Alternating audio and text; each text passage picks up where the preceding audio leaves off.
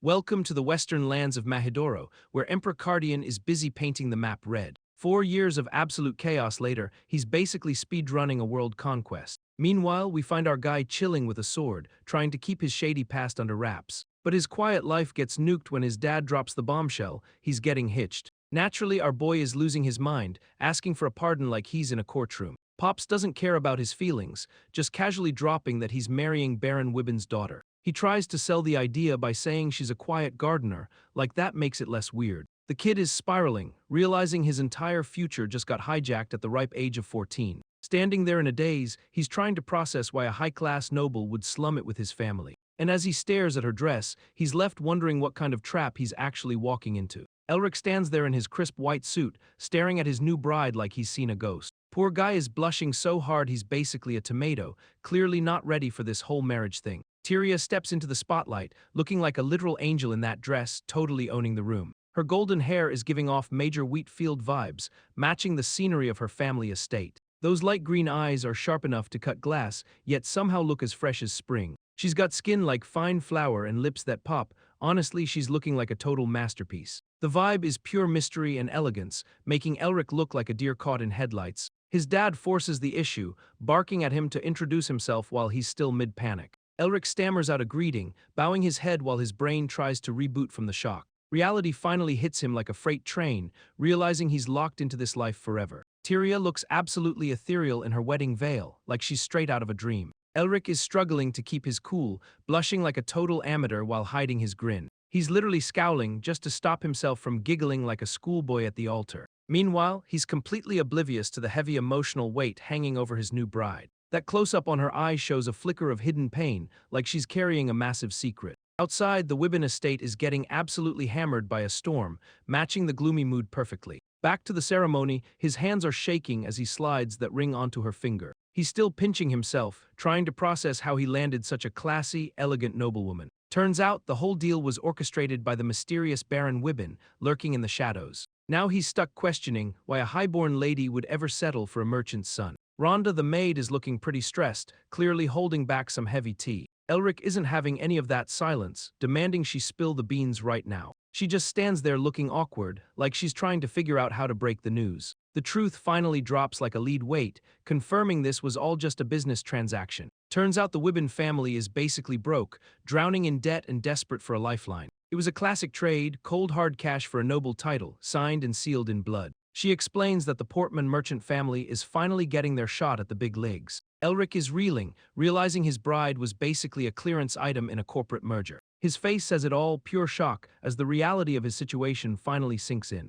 He's spiraling now, wondering what kind of monster his own father actually is. Elric is pacing the hallway like a man possessed, his polished shoes hitting the floor with pure anxiety. He's clearly desperate to fix things, practically sprinting through the mansion to find his bride. His face is a total mess of panic and regret, searching for any excuse to make this right. Leaning against the wall, he's catching his breath, trying to steady his shaking hands before the confrontation. He finally reaches the heavy wooden doors, hesitating for a split second before making his move. Pressing his ear against the wood, he hears a faint, heartbreaking sound coming from the other side. Peeking through the crack, he catches a glimpse of her face, and it's not the elegant noble he expected. There she is, curled up in a ball on the floor, sobbing her eyes out in that wedding dress. Elric freezes in his tracks, his heart absolutely shattering as the reality of her misery hits him. Seeing her like that, he's paralyzed, realizing his entire world just got a whole lot darker. Tyria is curled up in the dark, looking absolutely shattered as she vows to end this nightmare. Meanwhile, Elric's father is sitting in his study, probably plotting his next power move in the shadows. Our boy bursts into the room, looking like he's ready to throw hands over this whole situation. He's pleading with his old man to just call the whole thing off, but the vibe is ice cold. Elric is spiraling, realizing he's basically an accomplice to human trafficking for the sake of a title. He's literally begging now, his voice cracking as he tries to appeal to whatever humanity his father has left. The old man doesn't even flinch, just cutting him off with a single sharp word that shuts everything down. He looks like a total villain with those glowing red eyes, basically telling his son to grow up. The audacity is off the charts, demanding Elric act like a noble while treating people like pawns. That final close-up on his father's eyes tells you everything. This man is pure calculated malice. Elric's fist is white-knuckled and shaking, the sheer frustration radiating off him like heat. A grim flashback hits us, showing a lonely gravestone in the rain, his mother's final resting place. He's been carrying the weight of her death his whole life, treated like a curse by his own blood. The metaphor gets real dark, with his father's hand literally pulling the strings of his entire existence. He's just a puppet in a suit, dancing to the tune of a man who views him as an asset. Standing in the study, he finally snaps, realizing he's been nothing but a pawn on a chessboard. That look in his eyes is pure, cold resolve. He's done being the good son. He's officially checked out, deciding to vanish before his father can drag him any deeper into this mess. He's trading the fancy suit for a traveler's tunic, ditching the name Portman to finally be his own man. Out in the pouring rain, he's left wondering if Tyria's tears were just for the money or something way deeper. Tyria is still spiraling in the dark, wondering if her own misery was just a product of hate. Meanwhile, Elric is standing out in the pouring rain, looking like he's finally hit his breaking point. He's done with the games and the lies, straight up declaring he's out of this toxic household. The camera pans to the gloomy, rain-slicked castle, setting the stage for his big escape. Suddenly, a rugged mercenary leader steps out from the shadows, eyeing our boy with a suspicious glare. He towers over Elric like a brick wall, questioning why a kid like him is looking for work. Elric doesn't even blink, his eyes burning with a cold, hardened intensity that says he's seen it all. He drops the new alias, Kasha, like he's shedding his old skin to become a total weapon. We get a brutal flashback to his 10 years in the trenches, standing over a pile of corpses. That blood-stained blade tells the whole story. He's traded his noble life for a decade of pure, unadulterated carnage. The legend of the sword demon Kasha is basically a ghost story that only Elric knows the truth to. He stands there in full plate armor, looking like a one-man army ready to wreck the entire landscape. That golden sunset hits his armor just right, making him look like the main character of a dark fantasy epic. Meanwhile, a whole squad of soldiers is lined up with spears and muskets, thinking they actually stand a chance. He doesn't even flinch, just squaring up against the entire line like he's bored of their weak energy. His grip tightens on that massive blade, the steel gleaming with a promise of absolute violence. Suddenly, he lunges forward, a blur of motion that turns the battlefield into a total slaughterhouse. Blood splatters across his face, but his eyes stay cold and focused, completely dead to the world. Back at the tavern, the locals are whispering about the carnage, totally clueless that the man they're talking about is right there. The bartender just keeps cleaning his glass, looking like he's heard enough tall tales to last a lifetime. The bartender offers a friendly greeting,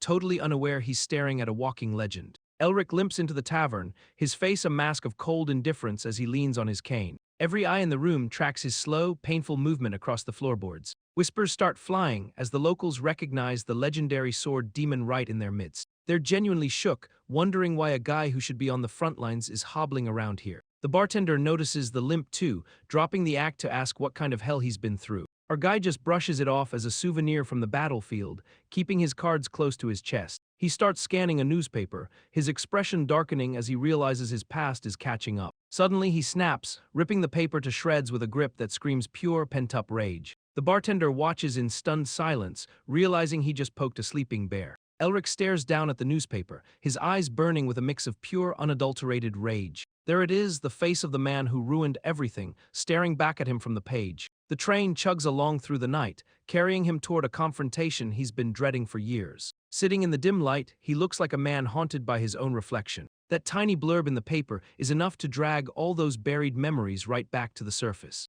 Hovan Portman, the man he calls father, is still out there acting like he owns the world. We flash back to that rainy night, the kid walking away with nothing but a bag and a dream. He was just 14, a scared kid hoping his old man might actually care enough to follow. Looking back at the estate, he realizes that hope wasn't as crazy as it sounds. Even knowing his dad treated him like a disposable tool, he still held onto that final shred of connection. Elric is stuck in his head, realizing that no matter how much he hates his dad, he's still his flesh and blood. He's sitting there on the couch, looking absolutely defeated, while he admits that his hope for any fatherly love was just a total lie. The train cuts through the dark night, a heavy metaphor for his journey toward a past that's finally dead and buried. He's haunted by the ghost of his younger self, a kid who just wanted a home, while the man he is now carries the weight of a decade. That train screeching to a halt at the station marks the end of his long, bitter trip back to the place where it all started. He finally steps off into Wibbin, the station glowing in the sunset like a cruel reminder of the life he left behind. Standing there with his cane, he looks like a man who's seen too much,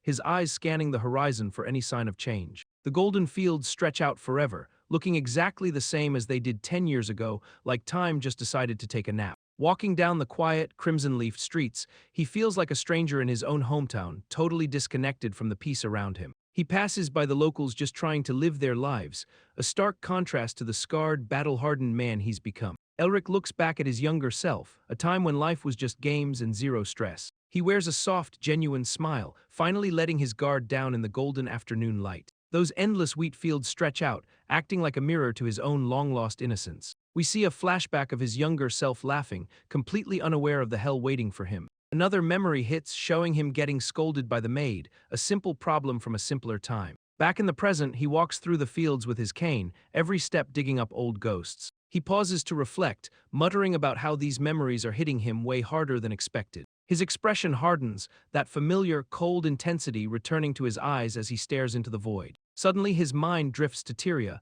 wondering if she's doing all right after all these years. He convinces himself she's moved on, probably married to someone else, while he stays stuck in the past. A hand reaches out to touch the golden wheat, delicate and almost hesitant. Elric's eyes widen in total shock as he finally spots the person he never expected to see. There she is, Tyria herself, working the fields like a common laborer while the sun sets. Her maid is freaking out, trying to snatch the heavy bundle from her hands. He can barely get the words out, his voice trembling as he confirms it's really her. The maid is scrambling to intervene, clearly terrified of the scene unfolding in the field. Elric is completely floored, staring at the woman he thought was long gone from this place. Tyria just stands there, looking calm but distant, as if she's been waiting for this moment. She hits him with the ultimate cold shoulder, asking why he's still hanging around. Her gaze is sharp and unreadable, demanding to know exactly why he's back at the estate. Elric looks absolutely stunned, his eyes wide as he tries to process the bombshell Tyria just dropped. She stands there in the golden sunset,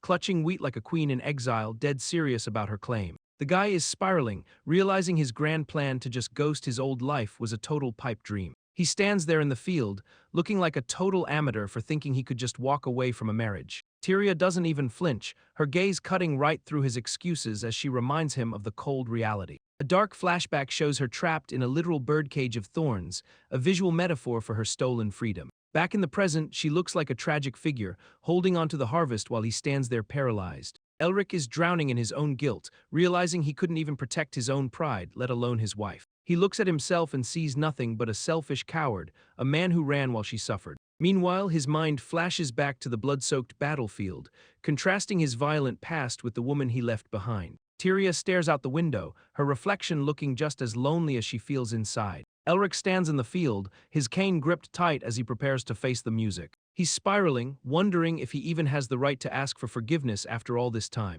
His face is a total wreck, blushing and sweating while he tries to find the right words. She doesn't make it easy, just standing there with her wheat, looking like a total enigma. They start walking together, the silence between them heavier than any conversation they could possibly have. He's genuinely wishing she would just scream at him, anything to break this suffocating, polite tension. A dark shadow looms over her face, revealing a sharp, chilling smirk that says she's not playing. She finally drops the hammer, asking him point-blank what he thinks he's doing back here. Elric looks like he's seen a ghost, completely caught off guard by her cold, calculated intensity. Elric stands in the golden field, watching Tyria as she turns away from him. She glances back with those sharp green eyes, questioning why he is just standing there. His face is a mask of pure shock, completely caught off guard by her directness. He grips his cane tight, the wood groaning under the pressure of his internal turmoil. They walk together through the wheat, the silence between them feeling like a physical weight. The massive Wibbin estate looms ahead, glowing in the sunset like a gilded cage. Tyria stops to offer a polite excuse, claiming she needs to fetch the butler. She walks toward the mansion, leaving Elric alone in the fading light of the fields. He stares up at the architecture, struck by the eerie realization that nothing has changed. 10 years have vanished in a heartbeat, yet the house stands exactly as he remembers. The mansion stands frozen in time, every window and stain triggering a flood of memories. Elric stands there, cane in hand, while a familiar face steps out to confront him. She doesn't recognize the battle-scarred man, simply asking who he is with a guarded look. He turns to face her, a flicker of recognition crossing his eyes as he realizes who it is. Rhonda the maid approaches, her posture stiff and her expression filled with professional suspicion. He lets out a soft, knowing sound, finally putting a name to the face from his childhood. She stares at him, her eyes searching for any trace of the boy who vanished a decade ago. A small, almost imperceptible smirk plays on his lips as he realizes he's finally been spotted. Her eyes widen in disbelief, the realization hitting her like a physical blow to the chest. She gasps in total shock, confirming that the legendary wanderer is indeed the young master she once served. Elric pulls Rhonda into a tight embrace, finally dropping the act and letting his guard down. She's absolutely losing it, tears streaming down her face as she confirms his identity. Standing in the golden wheat, they share a moment that feels like a decade of longing. He admits he's changed, his voice carrying the weight of a man who's seen too much. Tyria watches from the distance, her presence a constant reminder of the life he abandoned. He turns away from the maid, his expression shifting back to that cold, distant mask. Rhonda is still reeling, her eyes wide with confusion as she tries to process his return. Deep down, Elric is haunted by the fact that he's become a total stranger to himself. Tyria holds her harvest, her gaze piercing through the sunset like a silent, judging ghost. He's left wondering how she could possibly recognize him after everything he's been through. Tyria stands by the window, bathed in the golden glow of a dying sunset. She watches the scene below, her expression unreadable as she observes Elric and the maid. Meanwhile, Elric is visibly flustered, his face flushed red as he tries to maintain his composure. A sudden realization hits him, his hand clutching his chest as if he's been struck. He focuses on the scar on his neck, the very mark that gave his identity away. His brown hair falls over his eyes, framing a face that still holds the same features from his youth. The sheer impossibility of it sinks in, that after 10 years nothing has truly changed. Later on, he soaks in a steaming bath, his mind racing with questions about the encounter. He stares at his own reflection in the water, wondering how she saw through his disguise. Stepping out in a robe, he reveals the jagged scars across his chest, a map of his violent decade. Elric and Tyria are caught in the most awkward bathroom standoff in history. She's blushing so hard it's practically glowing, clearly not expecting a visitor in her private space. Panic is written all over her face as she tries to cover up and apologize. Tears are welling up in her eyes, turning this accidental encounter into a total emotional wreck. Elric is trying to play it cool, begging her to stop crying while he completely loses his mind. Suddenly, the new maid bursts in, dropping her basket in pure, unadulterated shock at the scene. She's sprinting away like she just saw a ghost, probably ready to spill the tea to the whole estate. That maid is absolutely losing her composure, screaming for her lady while the drama hits peak levels. Elric is forced to grab Tyria to keep her steady, making the whole situation look 10 times worse. Now they're both trapped in this compromising mess, staring at the door like their lives depend on it. Tyria is absolutely losing it, tears streaming down her face as she whispers a name. Elric is caught red-handed in the bathroom, trying to play it cool while looking like a total disaster. The Chever border guards are lined up, looking like they're about to get absolutely wrecked. Lebron the Vanguard Knight steps onto the scene, looking like a total menace with that sinister grin. The border guards are screaming for blood, charging headfirst into a fight they clearly cannot win. Lebron is loving every second of this, taunting them with a blade and a twisted, confident smirk. He starts swinging that sword like a lawnmower, turning the entire front line into a total bloodbath. The guards are panicking now, realizing they're completely outclassed by this absolute monster of a knight.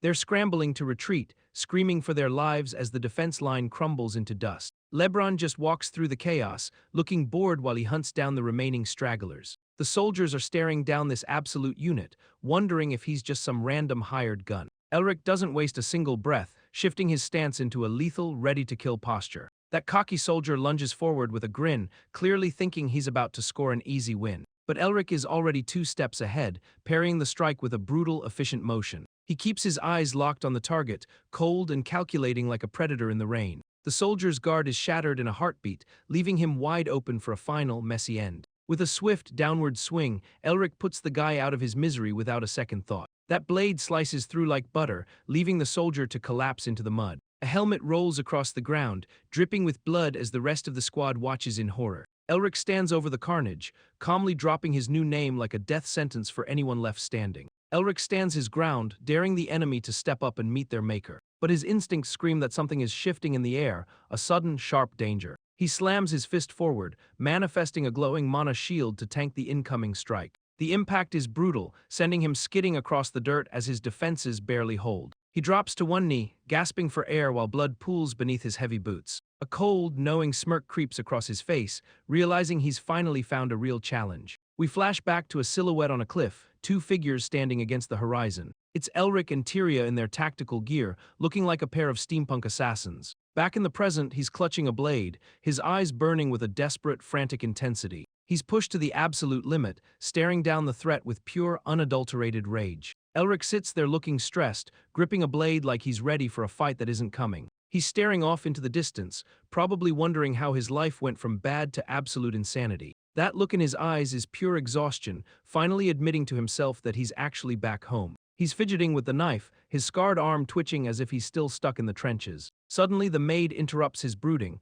asking if he's awake while he's clearly just trying to survive. He gives her a look that could kill, his patience wearing thinner than his cheap shirt. He flashes a smirk that's pure trouble, telling her he just woke up like he's not plotting an escape. The maid stands there with a basin, looking like she's just doing her job while he's losing his mind. She hands him the freezing water, and he's clearly not thrilled about the icy wake-up call. He's checking out his new threads, feeling the fabric like he's never worn anything that wasn't covered in blood. Elric stares at his reflection, feeling like this fancy life is just a total lie. He limps across the floor, his gait uneven as he wonders if his soul turned to stone. The maid catches him in the hallway, noting that he looks way better in these clean clothes. She keeps it professional, suggesting they start the day with a nice hot breakfast. She presses him on that nasty leg injury, clearly suspicious of his flimsy excuse. He doubles down on the lie about falling down a hill, acting like a total klutz. Internally, he's sweating, knowing he can't tell her about the bullet still lodged in his knee. She calls him out for being accident-prone, while he tries to laugh off the awkward tension.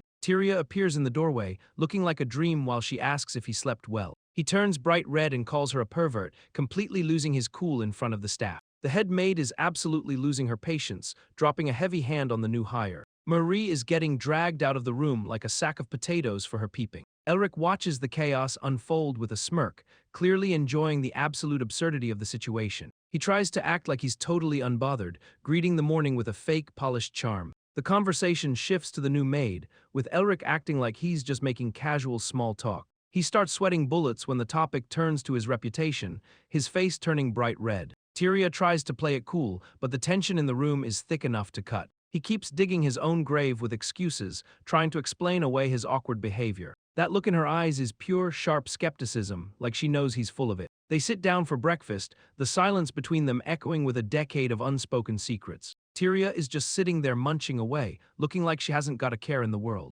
Elric is sweating bullets across the table, trying to bring up the elephant in the room. She cuts him off with a look that says she knows exactly what he's talking about. He tries to offer a formal apology, but she shuts that down faster than a bad investment. The whole vibe is just pure, unadulterated awkwardness as they sit in that massive, empty dining hall. She's blushing like crazy, clearly still reeling from that accidental run-in at the bathhouse. He's scratching the back of his neck, looking like he'd rather be back in a war zone. Those scars on his chest are a constant reminder of the brutal life he's been hiding. He's internally screaming, wondering why he couldn't just keep his mouth shut and eat his breakfast. Suddenly, they're both stabbing at the same plate like they're fighting over the last scrap of sanity. Elric is absolutely stuffing his face, while Tyria watches him like he's a total train wreck. He's trying to play it cool with a thumbs up, but his face is still burning with pure embarrassment. Tyria just stares him down with that intense, blushing gaze, clearly not buying his act for a second. The mansion is buzzing with life as Elric finally drags himself out into the main hall.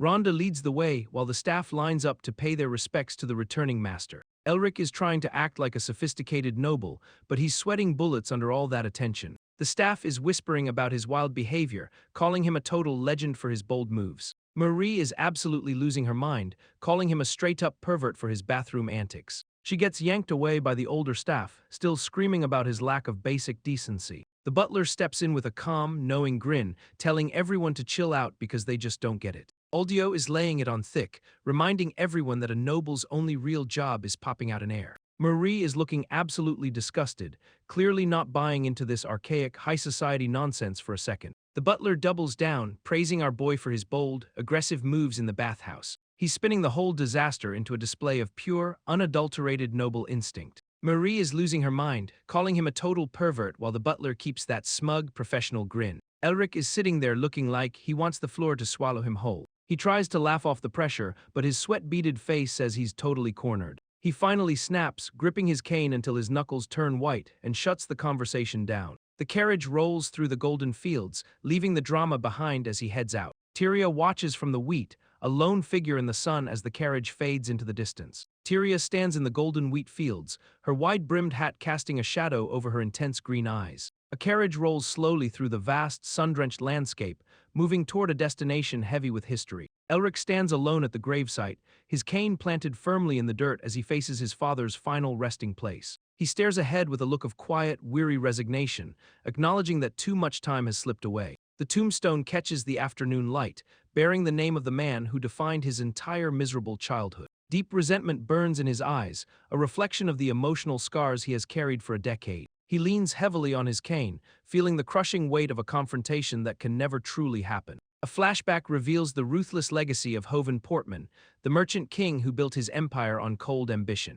He questions the ghost of his father, desperate for a single moment of warmth that never existed. The sun sets over the grave, leaving Elric to mourn the closure he will never actually get. Elric stands before the cold stone, his cane gripped tight as he finally confronts the silence of his father's grave. He admits that the burning hatred he once held has finally cooled into something far more hollow. Oldio approaches with that stiff, butler-like grace, ready to drop some heavy truth bombs about the old man's final days. Elric's eyes narrow as he learns his father didn't just kick the bucket, he was hiding a secret illness the whole time. The butler explains that only the inner circle knew about the sickness, keeping the estate's reputation locked down tight. He reveals that the old man spent his final moments frantically selling off every business he owned. Elric lets out a cynical smirk, clearly thinking the butler is just another cog in his father's twisted machine. He questions why anyone would stay loyal to a man who was basically a walking, talking ice cube. Oldio just laughs it off, admitting he was only in it for the paycheck, keeping it real in the most brutal way possible.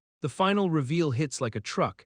Every single coin and asset has been dumped directly into Elric's lap. The carriage rolls away through the golden trees, leaving the weight of the past behind. Elric stares out the window, his mind racing as he questions the lack of a formal will. Oldio drops the bombshell that only written instructions exist, offering to show him the cold, hard facts. He grips his cane with white-knuckled intensity, clearly struggling to process the old man's final, cryptic moves. The butler notes how dispassionately the master handled his affairs, leaving Elric to sit in stunned silence. Oldio advises him to take his time with the inheritance as the carriage cuts through the wheat. A sudden flash of Tyria's blonde hair hits him, triggering a realization he wasn't prepared to face. He wonders why she is still haunting the mansion, convinced their political marriage should have been dead. The butler confirms it was just a business transaction, a cold union disguised as a formal bond. Elric sits there, defeated by the truth, as Oldio prepares to drop one final, life-changing secret. The butler drops the hammer, confirming the Portman family is now a full-blown hereditary barony. Elric sits there, cane in hand, looking like he's just been handed a massive, unwanted headache. He's told the entire fortune is his and his alone, with absolutely nothing going to his wife. The carriage pulls up to the massive estate, looking like a gilded cage waiting to swallow him whole. He steps out, his leg giving him grief as he questions why Tyria would even stick around. Oldio explains that she could have easily bylaid with the cash, but she chose to stay. Elric is genuinely baffled, asking why she'd waste her time in this place if she didn't have to. The butler shrugs it off, admitting he never got close enough to her to figure out her game. He describes her as an aloof, untouchable noble who is always impossible to read or approach. Elric looks totally lost, realizing he's tied to a complete stranger who's playing a game he doesn't understand. Elric leans on his cane, looking like he's ready to bolt, while Tyria stands there looking like a total saint. She's rocking that sun hat like she's about to go for a stroll through the French countryside. He asks if she's finally back, his voice dripping with that classic nervous energy he can't seem to shake. She looks up, blushing like she's caught in a rom-com, and asks when he actually showed up. He plays it cool, claiming he just got back from the wheat fields, trying to keep the vibe from getting weird. They stand there in the doorway, the tension between them thick enough to choke a horse. He's internally roasting himself for being such a social disaster, wishing he could just shut his trap. She looks absolutely regal even in a simple dress, and he's low-key losing his mind over it. A flashback hits him, showing her in that wedding dress from 10 years ago, looking just as untouchable. They finally lock eyes, the silence between them screaming louder than any awkward small talk ever could. Tyria is hovering over Elric like a worried mother hen, clearly stressed about his shaky legs. Our guy is trying to play it cool, acting like his knees aren't about to give out. He's leaning hard on that cane, trying to hide the fact that he's basically a walking disaster. Internally, he's spiraling, wondering how long she's been lurking and watching his every move. He tries to brush off his physical weakness, claiming he's just been doing way too much walking. She's not buying the act for a second, her expression shifting into something much more serious. He's still trying to maintain his dignity, but the sweat on his brow says he's totally cooked. The conversation takes a turn toward his father, and you can see the mood drop instantly. He pivots to asking about his old man's daily grind, trying to get some answers out of her. They stand together beneath the portrait of the late patriarch, looking like two ghosts trapped in a gilded cage. Tyria drops the bombshell that she only learned the estate ropes from his old man. Elric takes a beat, his eyes narrowing as he asks if the guy ever mentioned him. She hits him with the cold, hard truth that his father never uttered a single word. He muses on the tragic combo of a heartless dad and a woman who barely speaks. A portrait of the late Baron looms in the background, staring down like a silent judge. Tyria tries to bail on the conversation, claiming she has actual work to get done. Elric is visibly confused, wondering why she is still grinding when the day is basically over. She reveals the mountain of paperwork still waiting for her, leaving him totally stunned. He watches her walk away, realizing she's pulling double shifts while he just stands there. Guilt hits him like a freight train as he realizes he left her to carry his burden. Elric reflects on his own guilt, wishing Tyria would just snap at him for once. He turns around, his expression hardening as he spots a mess of letters on the floor. A young maid is scrambling on the ground, clearly terrified after dropping the secret stash. He stares down at the scattered correspondence, wondering what kind of drama he just walked into. Reaching down with his cane, he offers a hand to help, acting like he's just being polite. The maid confirms these are all private letters meant for the lady of the house. He freezes, realizing these aren't just random bills but a massive pile of personal mail. A smirk forms on his face as he starts reading, his eyes scanning the lines with interest. The contents reveal a dark flashback of the Wibbin family, pushing Tyria to abandon her post. He reads the final note, realizing her father was begging her to dump him for a new husband. Elric realizes his father liquidated everything for him, leaving Tyria with absolutely nothing. He stares at the desk, thinking that taking the inheritance would have been fair. Sitting alone in the study, he wonders if she stayed purely out of loyalty to his father. A close-up shows his red eyes burning with realization as he touches his face. He sits in the heavy chair, deep in thought while the weight of the truth settles in. The golden wheat fields frame Tyria, highlighting how she could have walked away a year ago. He stares at the documents on the desk, trying to piece together her hidden motives. Opening the drawer, he finds a massive stash of letters addressed to his wife. His hand pulls out a single envelope, confirming the timeline of these mysterious messages. He sees the pile of unanswered pleas, realizing she ignored every single attempt at contact. Elric lets out a heavy sigh, his face unreadable as he processes the weight of his father's legacy. He sits alone in the grand office, holding the documents that prove his father was protecting everything for him. Looking back at the desk, he realizes that Aldio was kept in the dark about the true extent of the sacrifice. He thinks about Tyria, who has been fighting this lonely battle for an entire year without a single complaint. He admits to himself that even if he had claimed the inheritance, no one could have blamed him for it. The question of why she chose such a difficult, thankless life haunts him as he stares into the void. Meanwhile, Tyria sits at her vanity, lost in her own thoughts while she prepares for the day ahead. She looks absolutely stunning, her blonde hair braided perfectly as she touches her face with a soft, contemplative expression. The maid enters the room, clearly excited and blushing as she prepares to deliver some juicy gossip to her lady. She is practically vibrating with energy, ready to complain about the young master's disgraceful behavior while quoting the butler's strange defense. Tyria looks completely blindsided by the maid's blunt suggestion about producing a noble heir. The maid is practically begging at her feet, pushing the agenda with zero filter or shame. She's crying and rambling about the young master's past, acting like she's the estate's lead gossip columnist. Things get even more unhinged as she demands they jump straight into bed to start a family. The maid's imagination is running wild, picturing a whole army of Minotaurias running around the estate. Tyria looks like she wants to vanish into thin air while the maid keeps digging this massive hole. Aldio the butler steps in, looking like he's ready to escort the lady to her big meeting. She looks nervous as she heads toward the stairs, wondering why Elric finally wants to talk. The butler opens the grand doors, announcing her arrival like it's the main event of the century.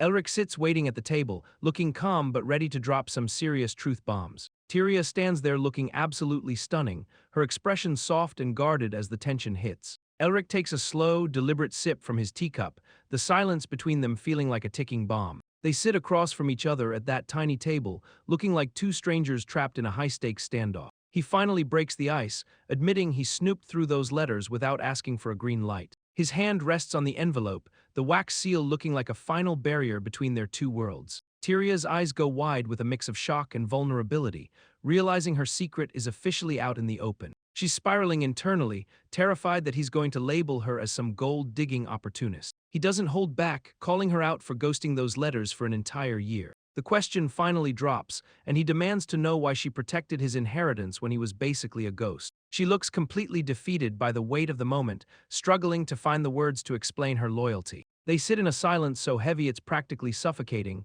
two strangers trapped in a room full of ghosts. Elric stares at the table, his mind racing as he tries to bridge the gap between them. She grips her hands together, her knuckles white as she prepares to finally drop the act. The air is thick with the weight of her question, demanding to know why he stayed away for so long. She stands up, her voice trembling with a mix of pride and pure, unadulterated defiance. Claiming her title as the Mistress of Portman, she shuts down any lingering doubt about her loyalty. She turns on her heel, the click of her heels echoing like a final verdict in the hall. Elric watches her go, his face a mask of confusion as he processes her sudden, sharp departure. She looks back one last time, her eyes shimmering with tears as she reminds him of their bond. He sits alone in the study, clutching his blade as he finally begins to understand the woman he left behind. Tyria drops the hammer, officially rebranding herself as the Mistress of Portman. She's done playing the role of the Wibbon lady, choosing to own her new reality. A blade slams into the wall, a sharp, sudden punctuation to the heavy silence in the room. Elric sits there, stunned by the sheer intensity radiating from her bold,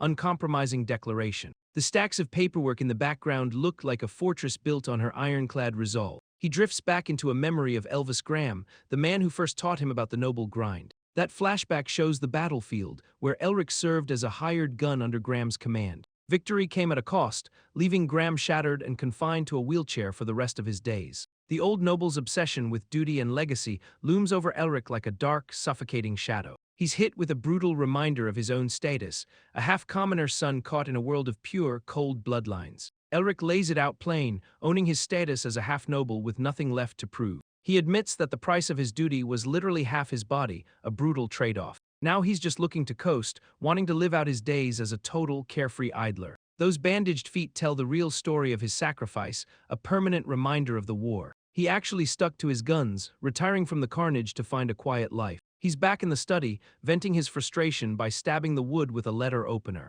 The weight of his guilt is crushing, knowing he can't pay back a decade of her sacrifice. He's not just giving up though, realizing he still has some power left to play with. He knows the vultures are circling, and more letters demanding the inheritance are definitely coming. He's staring down the Wibbon estate, ready to face the mess he's finally decided to claim. Elric stands tall in his sharp suit, looking like he's ready to drop some serious truth. The grand estate looms in the background, bathed in sunlight as the vultures begin to circle. Baron Wibbon and his wife strut through the hall, looking absolutely disgusted by the current situation. The Baroness fans herself with pure, unadulterated annoyance, clearly hating that he's back in the picture. Her husband's face darkens into a shadow of pure malice, already plotting how to handle the intruder. She keeps that fan held high, her eyes sharp and judgmental as she stalks through the mansion. The couple marches together, their synchronized steps echoing like a threat against the young master. The Baron scowls, his voice dripping with venom as he calls his own son a piece of trash. His wife chimes in with a smug, twisted grin, acting like they're the victims in this whole mess. The Baron's jaw tightens as he fixates on the only thing that actually matters, the massive Portman fortune. The Baron and his wife are absolutely radiating pure, unadulterated greed as they stalk toward the table. Elric stands in the doorway, looking like he's about to walk into a total dumpster fire. He takes his seat with a polite, practiced bow, acting like he's playing along with their twisted game. The Baroness hides her smirk behind a fan, while her husband stares him down with pure, cold hostility. Elric tries to keep the peace, but the tension in that massive dining hall is thick enough to choke on. The Baron is clearly losing his mind, acting like he's the victim while he schemes to snatch the cash. He's throwing around insults about commoner blood, acting like he's the gatekeeper of high society. That smug look on the Baron's face is just begging for a reality check. He leans in close, dropping the mask to reveal he's only here to strip the estate bare. The Baron finally drops the hammer, demanding the entire inheritance as payment for his daughter's 10 years of misery. The Baron is really out here acting like the victim, questioning Elric's right to his own inheritance. He's got the audacity to claim Elric is too incompetent to manage the family's massive fortune. Meanwhile, the Baroness is hiding behind her fan, spinning a sob story about their daughter's supposed suffering. These two are clearly just vultures circling the carcass, ready to swoop in and snatch every last coin. Elric is absolutely disgusted by their blatant greed, his eyes burning with a cold, sharp intensity. He knows exactly what they're after, seeing right through their pathetic act to the hollow core of their ambition. They don't give a damn about Tyria, they just want to line their pockets with the Portman gold. He's sitting there, head bowed, trying to keep his cool while his patience completely evaporates. He tries to deflect by mentioning his wife's busy schedule, but the Baron isn't having any of it. The old man snaps, slamming his hand on the table and demanding they stop dancing around the money. Elric sits there looking completely unbothered, while the Baron keeps yapping about fairness and greed. He lets out a dry, mocking laugh, clearly finding the old man's moral high ground hilarious. His eyes narrow into dangerous slits as he challenges the Baron to actually do something about it. The The Baron looks like he's been slapped, totally stunned that his target is actually biting back. Elric leans in, pressing the advantage while the Baron just sits there, completely frozen in shock. He keeps the pressure on, taunting the guy for suddenly losing his nerve and going silent. His hand slams onto the table with a sharp crack, making it clear he's done playing nice. The Baron finally snaps, exploding in a fit of rage and calling him an absolute wretch. Elric just stares him down with a cold, dead look, confirming he's finally done with the games. A flashback hits, showing him on the battlefield, proving he's seen enough real carnage to never fear a pathetic noble again. Elric stares into the abyss of his own past, where the violence of war never truly leaves his eyes. He shuts down the Baron's pathetic posturing, telling him to stay quiet while he still has the chance. The threat hangs in the air, warning the old man that his gravy train is about to hit a dead end. He drops the ultimate truth bomb, pointing out that his wife is the only one with a real claim to the estate. The Baron looks like he's about to have a stroke, his face pale and sweating under the pressure. Elric calls out their blatant greed, making it clear that their desperate power grab is nothing but a joke. The Baron loses his mind, threatening to storm the Portman estate and tear everything down in a fit of rage. He tells them to go ahead and try their worst, because he's done running from their empty threats. The carriage rolls away into the distance, leaving the toxic drama of the Wibbin estate behind for good. Elric sits in the quiet, grappling with the crushing realization that he's just as much of a sinner as the people he despises. Elric sits in the dim light, questioning if his recent outburst was actually for Tyria. He wonders if he just acted out of a twisted, ego-driven sense of superiority. That rush of satisfaction he felt wasn't about protecting her, it was pure dark dominance. He realizes he just enjoyed crushing those pathetic nobles into the dirt. The memory of his father's cold, demanding voice echoes in his head, telling him to earn his keep. He admits he is no different from the man he hates, just another selfish, broken soul. The nausea hits him hard, forcing him to lean against the carriage as he starts to gag. He's physically sickened by his own reflection, retching against the side of the wooden frame. He calls himself a truly wretched, hopeless human being while staring out at the golden fields. Looking up, he sees Tyria standing in the distance, and he can only whisper her name. Elric is spiraling, questioning the sheer amount of pain Tyria had to endure all alone. He's sprinting through the golden fields, his mind racing as he confronts his own past. The look on his face is pure agony, realizing his own father left her in the dust. He catches up to her, his sudden arrival leaving the butler and maid totally confused. Tyria stands there in the sunset, looking like an absolute saint while he feels like trash. He drops to his knees, grabbing her hands as he finally breaks down in front of her. He's pouring his heart out, apologizing for the decade of silence and his own selfish excuses. Every word is a heavy confession, admitting that her suffering is entirely his own fault. A flashback hits, showing a young Elric fighting off feral dogs to protect a tiny Tyria. He's always been her protector, even back when he was just a kid with a stick. Young Tyria stands there looking absolutely terrified, staring down at the bloody mess on Elric's leg. He's losing his mind over those mana beasts, shouting about the nasty mark they left behind. She tries to get his attention, her face flushed as she asks him to come closer. Elric introduces himself as a portman, acting like he's just doing his civic duty by helping out. He's sitting on the grass while she bandages him up, bragging about his future as a knight. She stays totally silent, her eyes locked on his leg with a look of pure, quiet concern. The job is finished, and Elric gives her a quick nod, trying to play it cool. He's genuinely curious about her medical skills, wondering how a noble lady learned to patch people up. She mumbles something about her nanny, but he's too dense to catch the hint. Tyria just stares at him with a mix of embarrassment and annoyance, clearly wishing he'd just get it. Young Elric is out here roasting his own childhood crush for being way too shy. He's acting like a total tough guy, promising to marry her once he becomes a knight. Little Tyria is just standing there, looking absolutely stunned by his sudden, bold declaration. He's doubling down on the sass, telling her not to get cocky just because she's pretty. The kid is literally shouting at her, claiming he only wants her around for her healing skills. He's throwing a tantrum because she's ignoring him, convinced he's the main character of this story. We jump back to the present, where Tyria is holding a photo of young Elric. She's staring at the portrait with a soft, nostalgic smile, clearly lost in the memories. She reflects on how he never actually became a knight, but fate brought them back together. The head maid orders tea for the couple, while Tyria walks through the halls with purpose. Tyria walks through the halls, her expression unreadable as she processes the heavy atmosphere. She looks visibly anxious, wondering why Elric suddenly requested this private meeting. A hand knocks on the door, signaling that the lady has finally arrived for their talk. They sit across from each other in the grand study, the silence between them feeling absolutely suffocating. She speaks up, admitting she has something important she needs to get off her chest. Elric confirms he asked for this meeting because he has something crucial to tell her. He looks her dead in the eyes, his face solemn as he offers a sincere apology. Tyria looks completely blindsided by his sudden admission,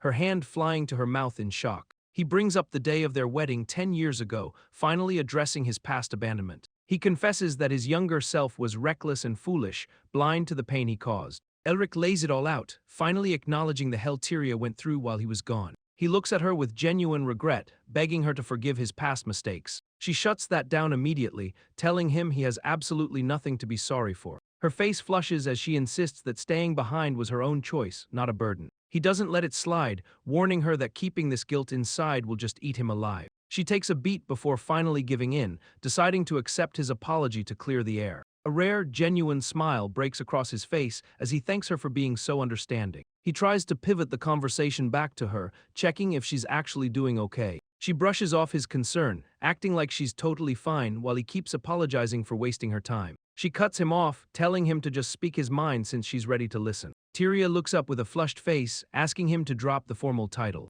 Elric is completely thrown off by the request, his brain clearly struggling to process it. Just as things get awkward, the maid bursts in with a tray, shouting about tea time. Elric gets startled and loses his balance, stumbling backward with his arms flailing wildly. He crashes right into Tyria, sending them both into a heap on the floor. The maid and butler watch the disaster unfold, with the maid making a snarky comment about heirs. Elric scrambles to get up, his face bright red as he tries to defend his dignity. The butler quickly covers the maid's eyes, telling her to ignore the private business of adults. He promises to keep the servants away, while Elric loses his mind over the misunderstanding. Tyria whispers a soft address, leaving Elric totally flustered as he tries to keep his cool. Tyria is sprawled on the floor looking absolutely flustered, her face burning red as she tries to regain her composure. Oldio pops his head in through the door, his monocle catching the light as he calmly tells them to take their time. Elric is clearly losing his mind, shouting into the void that the situation is absolutely not what it looks like. Runda stands there with a smug, knowing smile, asking if he's trying to hide a cough or just his embarrassment. He tries to play it cool with a polite greeting, but his flushed face gives away the entire game. Runda isn't letting him off the hook, pointing out he looks way too energized for a guy who just woke up. She leans in with that terrifyingly sharp grin, dropping the hint about a potential heir to the estate. Elric practically jumps out of his skin, calling the butler a pervert while insisting nothing happened between them. Runda keeps pushing the agenda, telling him that last night's little incident shouldn't just be brushed under the rug. She finally drops the act, looking at him with pure disbelief that he's still playing dumb about the whole thing. Rhonda is absolutely laying into Elric, reminding him that 10 years of abandonment is a massive deal. She points out that the weight of that decade hits a girl way harder than a guy. Elric looks completely cornered by her lecture, his face flushed as he tries to deflect the pressure. He demands to know what she is actually getting at with all this aggressive talk. She hits him with the cold, hard truth, stop leaving Lady Tyria to suffer in total loneliness. Meanwhile, Tyria is waking up in bed, feeling strangely refreshed and wondering if it is just her imagination. She clutches a framed photo of young Elric, whispering a soft greeting to her master as she starts the day. The photo sits on the table, a constant reminder of the past as she reflects on their narrowing distance. She stretches out, feeling like a new woman and contemplating if she should greet him every single morning. Later, they sit at the massive dining table, the silence between them thick with the awkwardness of yesterday. Tyria looks absolutely flustered, her face burning red as she nervously asks Elric for a little quality time. He stares back at her with a blank expression, clearly trying to process this sudden change of pace. She starts rambling about the upcoming Harvest Festival to cover her tracks, acting like it's purely professional business. Elric finally catches the vibe, offering a small, knowing smirk as he agrees to the little field trip. She looks relieved, her face still glowing with that adorable, bashful blush as she confirms the plan. Meanwhile, the maids are busy getting her dressed, with Marie helping her look absolutely flawless for the big day. Rhonda steps in to take charge,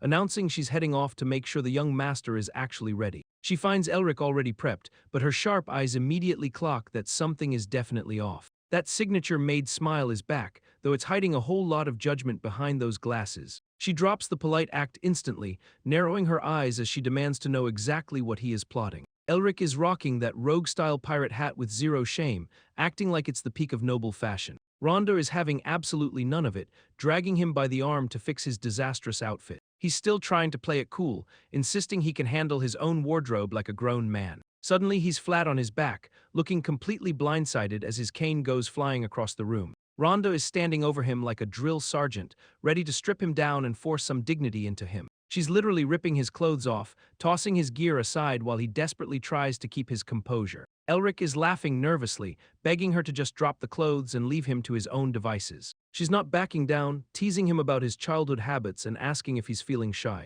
He's grabbing his own collar, completely flustered and shouting at her to just hurry up and get it over with. She's practically vibrating with excitement, ready to strip him down while he's left scrambling on the floor. Elric's shirt falls open to reveal a map of scars, a brutal history written in jagged lines across his chest. Rhonda stares at the wreckage of his body, her eyes wide behind her glasses as the reality of his mercenary life hits home. He tries to pull his shirt back together, insisting that he's perfectly capable of handling his own wardrobe. She's completely shaken by the sight, her hands trembling as she demands to know what kind of hell he survived. He keeps his composure, gently telling her that some stories are better left for another time. She reaches out to touch his face, her gloved hand offering a moment of unexpected tender comfort. He pleads with her to keep his scarred reality a secret, desperate to spare Tyria from the ugly truth. Rhonda wipes away a tear, finally agreeing to play the part and take full control of his public image. Elric steps outside to find the carriage waiting, his posture stiff as he checks in with the loyal butler. Aldio gives him a dry, knowing look, clearly relieved that the young master finally decided to dress like a gentleman. Elric finally looks the part of a proper noble, cane in hand and ready to roll. Tyria steps out looking absolutely stunning, clearly putting in the work to impress her man. He's blushing like a total amateur, completely caught off guard by how gorgeous she turned out. Rhonda watches the whole scene go down, keeping her mouth shut but clearly loving the vibe. The carriage is prepped and waiting, marking the start of their first real public outing together. They roll into the Portman market, and the locals are already whispering like a bunch of gossips. Everyone is losing their minds seeing Elric back in town, acting like they've seen a ghost. He tries to keep it professional, but the locals are still treating him like the neighborhood menace. They hit the grocery district, where the local vendors are busy hawking their daily provisions. Auntie Michelle spots him and goes full fangirl, totally shocked to see the kid all grown up. They arrive at the inn and general store district, the heart of the local market. Some random guy spots Elric and loses his mind, shouting out his name like he's a celebrity. Elric looks genuinely shocked to be recognized, his eyes wide as he realizes he's not exactly invisible. The guy keeps prying about his leg, but Elric just brushes it off with a casual wave. Another familiar face pops up, and it's none other than his old childhood buddy, Bart. Bart is absolutely beaming, clearly hyped to see his old boss back in the neighborhood. The two of them go in for a massive bro hug, totally ignoring the formal setting. Tyria steps in with a polite greeting, keeping things classy while the guys have their moment. Bart invites them to the tavern for a drink later, pointing his finger with pure, infectious energy. Elric gives him a confident nod, ready to keep the good vibes rolling as the day continues. Elric and Tyria are out in the market, looking like a power couple while Bart waves them down. Bart is honestly just vibing, thinking about how these two actually make a pretty solid pair. The scene shifts to a quiet carriage ride, with the sun setting over the golden fields. Inside the carriage, Tyria is focused on her book while Elric watches her with a soft gaze. He takes a closer look at what she is reading, realizing it is just a dry botanical encyclopedia. Elric breaks the silence by addressing her, his face showing a hint of nervous color. She looks up from her book, her eyes wide and curious as she acknowledges her lord. He finally drops the big request, asking her to teach him the ropes of estate management. He admits he has been a deadbeat for too long and wants to finally step up. Tyria hides behind her book, blushing like crazy while she processes his sudden, serious offer. Tyria is absolutely swooning over her man, blushing hard while she thinks about how much he stepped up. She clutches that book to her chest like a lifeline, clearly feeling the weight of their growing bond. Elric leans in close, his expression intense as he asks if she's ready to get strict with him. He's totally eating up the attention, flashing a charming, relaxed smile that shows he's finally at peace. The carriage rolls through the golden sunset as he reminisces about his father's old-school tutoring methods. We cut to a sketchy tavern near the Chever border where the vibe is anything but welcoming. A mysterious girl with vibrant red hair storms into the tavern, looking like she's ready to wreck the place. The bartender looks like he's seen a ghost, completely stunned by this sudden, aggressive arrival. She stands in the doorway with her hands on her hips, demanding answers from the terrified crowd. Her red eyes burn with pure intensity as she hunts for the legendary sword demon, Kasha. The sun sets over the estate, painting the sky in a dramatic, fiery orange glow. Elric and Tyria are locked in a serious study session, drowning in a mountain of endless paperwork. She looks up with those soft green eyes, finally breaking the silence to drop a heavy question. The proposal hangs in the air. She wants him to give a public speech for the upcoming festival. Elric looks completely blindsided, his face twitching as he tries to process the idea of being a public figure. Suddenly, the scene shifts to a chaotic battlefield, where the Parvan warriors are screaming for blood and vengeance. Elric reflects on his past as the mercenary Kasha, remembering how he never cared for fancy speeches. He recalls the mindless violence of the front lines, where the only thing that mattered was survival. A close-up reveals his eyes burning with that old, familiar intensity, stained by the blood of his enemies. He admits the truth, he didn't fight for glory or politics, he just needed a place to dump his rage. Elric is straight up losing it, flashing back to his days as a total monster on the battlefield. He's hacking away at enemies like a rabid dog, just pure, unadulterated carnage in every swing. That look in his eyes is absolutely feral, the kind of stare that says he's seen way too much. Back in the study, he's snapping out of it, looking like he's just seen a ghost while talking to Tyria. He tries to play it cool, but he's clearly shaken by the memory of his own violent past. He offers to stand by her side during the big speech, trying to be the support she needs. Tyria agrees, and honestly, the way she looks at him is pure, unbothered bliss. She's totally glowing, thinking that as long as he's there, nothing else in the world matters. The festival kicks off with them front and center, addressing the crowd like they actually own the place. The townspeople are absolutely hyped, cheering their lungs out for the new leadership like it's a rock concert. Elric and Tyria are stepping out together, looking like absolute royalty as they prepare to face the crowd. The townspeople are losing their minds, pointing and whispering as the power couple makes their grand entrance. A local vendor is already trying to butter them up, offering Tyria a bowl of fresh, steaming food. Meanwhile, the local bartender is trying to get on Elric's good side by handing him a massive mug of ale. They are both playing the part perfectly, smiling and waving while soaking in the festival's chaotic energy. Tyria spots something exciting in the distance, grabbing Elric's arm to point it out with a huge grin. The royal jester takes the stage, announcing a rare performance that has the whole crowd leaning in. He pulls out a sharp blade, showing off the steel before he starts his wild, dangerous act. The guy actually shoves the sword down his throat, leaving Tyria looking totally shocked and Elric just sweating. The performance ends with a flourish, and Tyria is clapping like a total fangirl while the jesters take their bow. Elric is playing it cool, but he's clearly unimpressed by the amateur sword-swallowing act. He's got a dark secret about why those performers usually end up in that line of work. The crowd drags him over to the knife-throwing booth, eager to see if he's actually legit. Those 3 juicy apples are just sitting there, waiting to get absolutely wrecked by a pro. He's acting all humble, pretending he's rusty, but the kids are already hyping him up. Tyria gives him that look, basically daring him to show off and join the fun.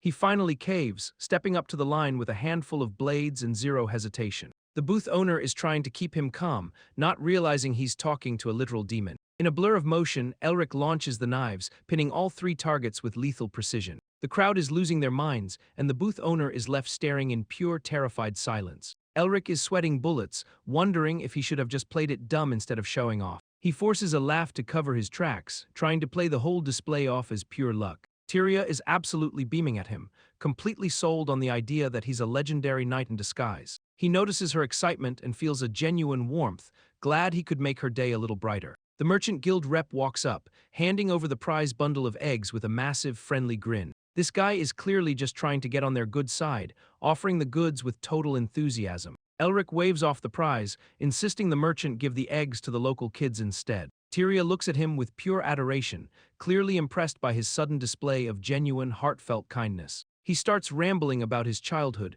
reminiscing about the golden eggs he used to hunt for back then. She finishes his story with a laugh, recalling how he traded his prize for Herman's ridiculous, bucket-sized helmet. Elric is totally caught off guard, asking how she knows about his secret past. Tyria tries to play it cool, giving him that cheeky, flustered look while dodging the question. She's internally panicking, realizing she can't just spill the beans about her long-term obsession. A flashback shows her watching him as a kid, already dreaming of being his bride. Back in the present, she finally drops the formal act and just calls him my lady. Elric is blushing like a total amateur, offering his hand to head to the plaza. She takes his hand with a shy smile, looking like she's living her absolute best life. The lighting ceremony kicks off, with the host holding a torch high above the crowd. He starts buttering them up, giving a shout-out to the Lord and Lady for gracing them. Elric and Tyria stand there soaking in the hype, both of them looking completely smitten. The hype man is absolutely losing his mind, screaming for everyone to pray for Wibben's prosperity. But then he drops the bomb, a public kiss ceremony for Elric and Tyria, leaving them both looking like deer in headlights. They are standing there in total shock, faces burning red as the reality of the situation hits them. Tyria is spiraling, her eyes wide and panicked as she realizes they're expected to lock lips right here, right now.